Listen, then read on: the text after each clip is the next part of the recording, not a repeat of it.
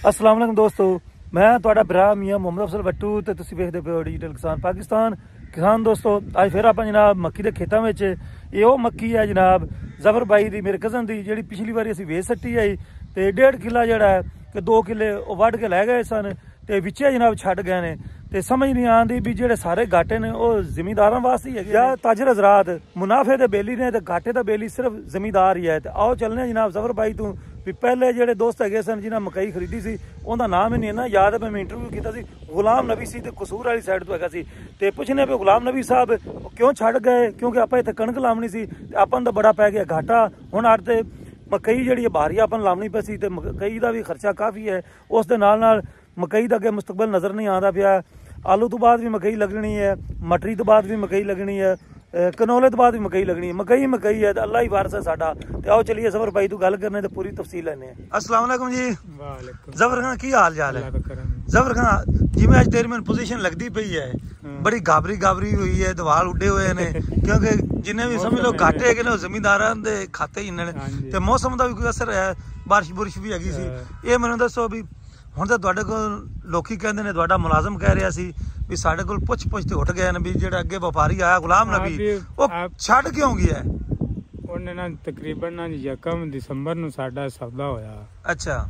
ते उन्हें आखा मैं वड़सा 7 दिसंबर नूं। ठीक है। ते तुहाडे नाल भी मशवरा कीता भी मैं कणक लावनी है, अगे आलू भी हैन कोई 15 किले ते मटरी भी है, 30 किला मक्की है ऑलरेडी भी गडीनी है ते मैं भी कणक लाना चा। ठीक है। चलो उत्ते अगेतरी फसल इहदे ते भी आ जासी या ये उस टाइम मक्की दे खर्चे दी जरूरत हुंदी है, ये उन्हें पूरा करसी। जी जी। नाल मक्की दा खर्चा भी सह सारा है वो दिती इस वजह तो या ये भी इत्ते कणक लावनी है ते उन्हें जी 1 ट्राला भर गया ते वो हट ते आया ही ना। मैं फोन करा वो फोन ना सुनन, कदे आखन अज आने बल्ले आने। वो तकरीबन 20 तरीक नूं ना जी मैं अगा सौदा कर दिता। ठीक है। ते वो हुण अज जिहड़ा कटाई लाई खड़े नूं हुण उन्हां नाल उन्हां दा उंज तां 10-15 हज़ार मेरे मने आया भी आ। अच्छा। पैसे तकरीबन 10-12 हज़ार हिसाब करन तो बनांदा है मेरे मने। ठीक है। जी जी। हुण ओ जेड़ा है भी मैनू आंदे भी 10-12 दे, मैं आख्या भी यार तुसी मेरा कणक दा हरजाना दिओ, गल कर ली फसल मार दित्ती ने अपनी पर कर लो जो मैनू देने आंदे ते मैं देसां। बिल्कुल मेरा तो ख्याल है भी जिस तरीके हुण आप इंटरव्यू करते पे हैं तुहाडा मौकफ जानते पे उनका मौकफ भी लिया सी, वो बड़ा खुश हो के उन्हें जनाब सौदा कीता सी। हां जी। नाले वो कहंदा मकई भी मेरी चंगी है। हां जी। वो है गाजीपुरे दी। सही। वो लेबर ये गल कीती है जिथे भी गए हैं ना 2 तो 2.5 किले पई है ट्राले च। सही। असी इत्थे मसे पाई है पौने 2 किले ना ट्राला फुल हो गया सी। हां जी।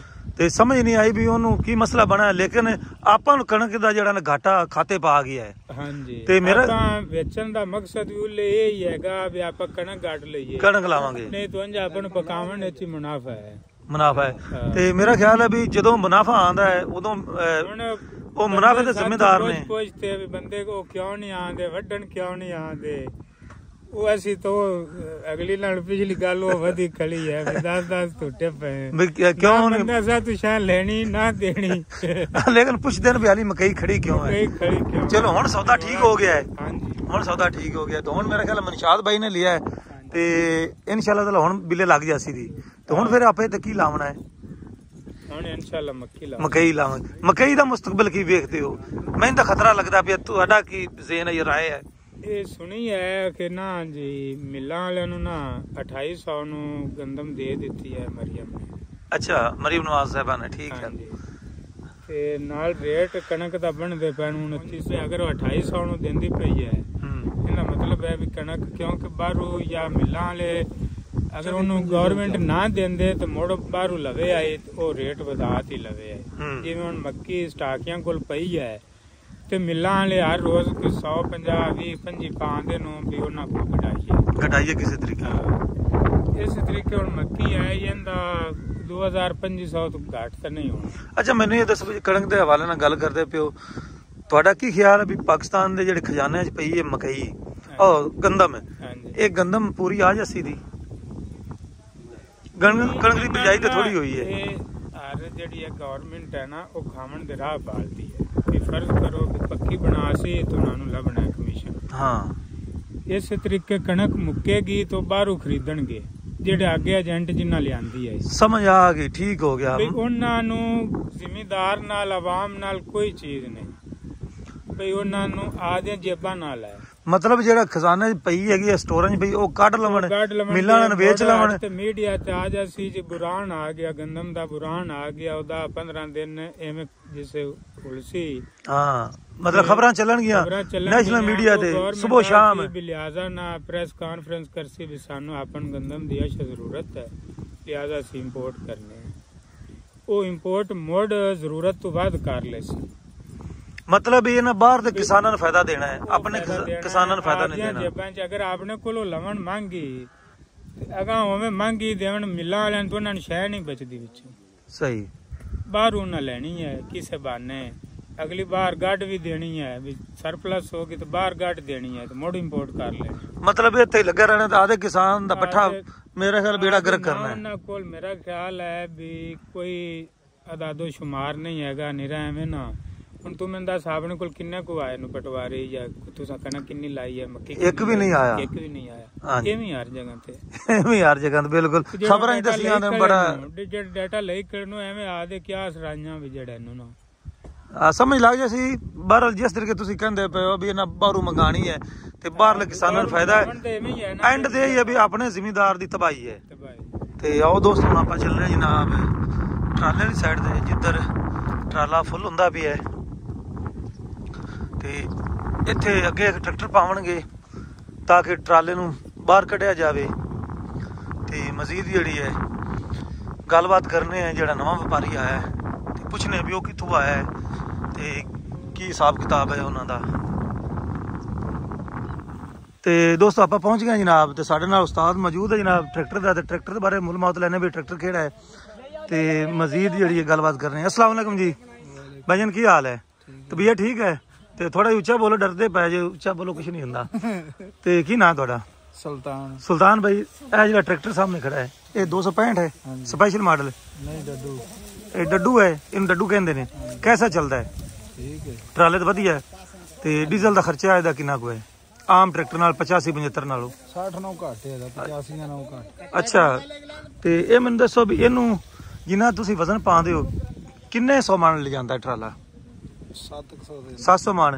ਤੇ ਇਹਦਾ ਕੋਈ ਬੰਦੋਬਸਤ ਕੀਤਾ ਵਾ ਵੀ ਅੱਗੂ ਉਠੇਵੇ ਨਾ ਵੀ ਡਰਾਈਵਰ ਦੀ ਤਫਜ਼ ਵਾਸਤੇ? ਉਹ ਖਿੱਚ ਥੱਲੇ ਪਾਇਆ, ਖਿੱਚ ਪਾਇਆ ਵਾ, ਉਹ ਤੇ ਜ਼ਰਾ ਵਿਖਾਓ ਸਾਨੂੰ। ਲਾਈ ਹੋਈ। ਅੱਛਾ, ਲਾਈ ਹੋਈ ਹੈ। ਇਹ ਮਤਲਬ ਸੰਗਲ ਨਾਲ ਮੌਜੂਦ ਹੈ ਨਾ? ਲਾ ਕੇ ਰੱਖਿਆ। ਅੱਛਾ, ਇਹ ਕਿੱਥੇ? ਆ ਠੀਕ ਹੋ ਗਿਆ। ਇੱਥੇ ਲੈ ਵੀ ਦੋਸਤੋ, ਇੱਥੇ ਇਹਨਾਂ ਦਾ ਸੰਗਲ ਪਾਇਆ ਹੁੰਦਾ ਤੇ ਡਿੱਗੀ ਚ ਪਿਆ ਤੇ ਜਦੋਂ ਸੜਕ ਚੜੇਗਾ ਇਹ ਉਸ ਵੇਲੇ ਲਾ ਲੈ ਸੈਂ। ਅੱਛਾ, ਇਹਦੀ ਮਜ਼ਬੂਤੀ ਵਾਸਤੇ ਹੋਰ ਕੀ ਕੀਤਾ ਵਾ ਤੁਸੀਂ? ਥੱਲੇ ਖਿੱਚਾਂ ਪਾਈਆਂ। ਅੱਛਾ, ਥੱਲੋਂ ਖਿੱਚਾਂ ਪਾਈਆਂ ਹੋਈਆਂ ਨੇ। ਇਹ ਜੀ ਖਿੱਚਾਂ ਚੈੱਕ ਕਰੋ, ਇਹ ਵੇਖ ਲਓ ਜਿਹਦੀ ਵਜ੍ਹਾ ਨਾਲ ਇਹ ਮਜ਼ਬੂਤੀ ਹੈਗੀ ਜੇ ਵੀ ਟਰੈਕਟਰ ਜਿਹੜਾ ਨਾ ਖੁਦਾ ਨਾ ਖਾਸਤਾ ਵਿੱਚੋਂ ਟੁੱਟ ਜਾਂਦੇ ਨੇ 85 ਨਵੇਂ ਤੁਸੀਂ ਵੇਖੇ ਹੋਣਗੇ। ਤੇ ਟਰਾਲੇ ਦੇ ਵਿੱਚ ਇਹ ਤਫਜ਼ ਹੈ। ਇਹ ਸਾਰੇ ਦੋਸਤਾਂ ਨੂੰ ਇਹ ਖਿੱਚਾਂ ਪਾਉਣੀਆਂ ਚਾਹੀਦੀਆਂ ਨੇ ਜਿੰਨੇ ਵੀ ਨਵੇਂ ਟਰਾਲੇ ਤੇ ਕੰਮ ਕਰਦੇ ਨੇ, ਵੀ ਕਿਰਾਏ ਤੇ ਕੰਮ ਕਰਦੇ ਨੇ। ਉਹ ਕਹਿੰਦੇ ਨੇ ਵੀ ਸਾਨੂੰ ਸਮਝ ਨਹੀਂ ਆਉਂਦੀ ਵੀ ਇਸ ਤਰੀਕੇ ਅਗਲੇ ਫਰੰਟ ਤੇ ਉਹਨਾਂ ਬੰਪਰ ਨਾਲ ਚੁੱਲ੍ਹੇ ਨਾਲ ਇਹਦਾ ਅਟੈਚ ਕੀਤਾ ਹੋਇਆ ਤਾਂ ਕਿ ਟਰੈਕਟਰ ਨੂੰ ਵੀ ਪ੍ਰੋਬਲਮ ਨਾ ਆਵੇ, ਡਰਾਈਵਰ ਵੀ ਮਹਿਫੂਜ਼ ਤੇ ਟਰੈਕਟਰ ਵੀ ਮਹਿਫੂਜ਼। ਅੱਛਾ ਉਸਤਾਦ ਜੀ, ਇਹ ਕਿੰਨਾ ਮਾਡਲ ਹੈਗਾ? 1982 ਮਾਡਲ ਹੈ। ਇਹਦਾ ਮਤਲਬ ਵੀ ਨਵੇਂ ਟਰੈਕਟਰ ਨਾਲ ਫਿਰ ਪੁਰਾਣੇ ਟਰੈਕਟਰ ਚੰਗੇ ਨੇ, ਇਹ ਲੈ ਲੈਣੇ ਚਾਹੀਦੇ ਨੇ ਅਗਰ ਲੱਭ ਜਾਵੇ ਤਾਂ। ਸਪੈਸ਼ਲ ਆਉਂਦੇ ਨੇ 85-86। ਅੱਛਾ, ਉਹ ਸਪੈਸ਼ਲ ਉਹਦਾ ਫਰਕ ਹੈ ਇਹਦੇ ਨਾਲ। ਅੱਛਾ, ਉਹ ਚੰਗਾ ਹੈ ਇਹਦੇ ਨਾਲ ਵੀ, ਇਹ ਡੱਡੂ ਨਾਲੋਂ? ਉਹਦਾ ਤੋਰਾ ਜ਼ਿਆਦਾ ਹੁੰਦਾ। ਅੱਛਾ, ਚਲੋ ਅੱਜ ਪਤਾ ਲੱਗ ਗਿਆ ਵੀ ਇਹਨੂੰ ਡੱਡੂ ਵੀ ਆਖਦੇ ਨੇ। ਤੇ ਇਹ ਕਿੰਨੇ ਮਾਡਲ ਹੈਗੇ ਨੇ ਇਹਦੇ ਵਿੱਚ? ਇੱਕ ਡੱਡੂ ਹੈ, ਇੱਕ ਸਪੈਸ਼ਲ ਹੈ। ਸੁਲਤਾਨ ਭਾਈ ਕਿਹੜੇ ਏਰੀਏ ਤੋਂ ਆਏ ਜੇ? ਕਸੂਰ। ਇਹ ਮਕਈ ਦੇ ਤੁਸੀਂ ਖੁਦ ਮਤਲਬ ਡਰਾਈਵਿੰਗ ਕਰਦੇ ਹੋ ਜਾਂ ਮਾਲਕ ਹੈਗੇ ਹੋ? ਆਪਾਂ ਆਪ ਖਰੀਦਦੇ। ਤੁਸੀਂ ਖਰੀਦਦਾਰੀ ਕਰਦੇ ਹੋ? ਕਿੰਨੇ ਅਰਸੇ ਤੋਂ ਕਰਦੇ ਪਏ ਹੋ?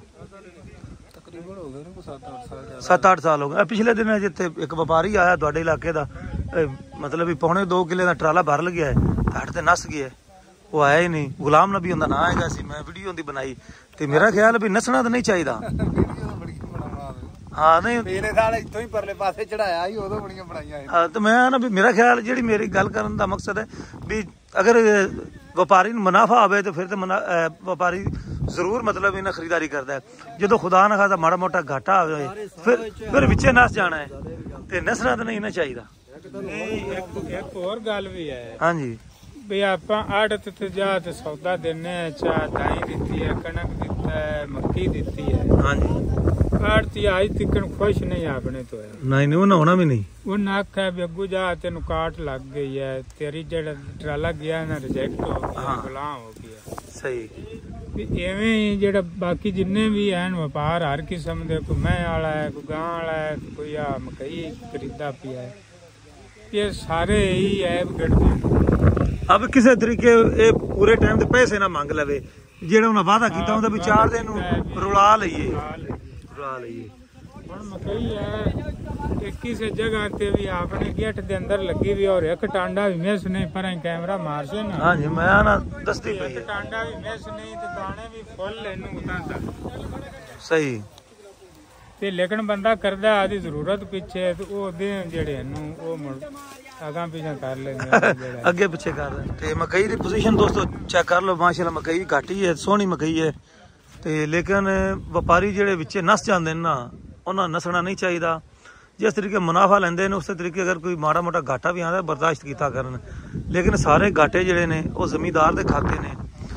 ਤੇ ਬਾਕੀ ਮੈਂ ਆਪਣੇ ਵੀਰਾਂ ਨੂੰ ਦੱਸਦਾ ਚੱਲਾਂ ਵੀ ਸਾਰੀ ਜਿਹੜੀ ਹੈ ਨਾ ਮਿਹਨਤ ਹੈ, ਇਹ ਜਿਹੜੀ ਲੇਬਰ ਹੈਗੀ ਹੈ ਇਹਨਾਂ ਨੂੰ ਸਲਾਮ ਹੈ, ਕਿਉਂਕਿ ਰਾਤ ਦੇ 2 ਵਜੇ ਆਉਂਦੇ ਨੇ ਤੇ ਦਿਨ 12-1 ਵਜੇ ਟਰਾਲਾ ਫੁੱਲ ਕਰਕੇ ਜਨਾਬ ਕੱਢ ਦਿੰਦੇ ਨੇ। ਅਗਰ ਇਹ ਲੇਬਰ ਨਾ ਹੋਵੇ ਤੇ ਮਕਈਆਂ ਮੇਰਾ ਖਿਆਲ ਹੈ ਵੀ ਫਿਰ ਮਸ਼ੀਨਾਂ ਤੋਂ ਕਟਾਈ ਤਾਂ ਹੋ ਸਕਦੀ ਹੈ, ਇਸ ਤਰੀਕੇ ਸਾਂਭ ਨਹੀਂ ਸਕਦੀ ਤੇ ਨਾ ਹੀ ਸੈਲਜ ਬਣ ਸਕਦਾ ਹੈ।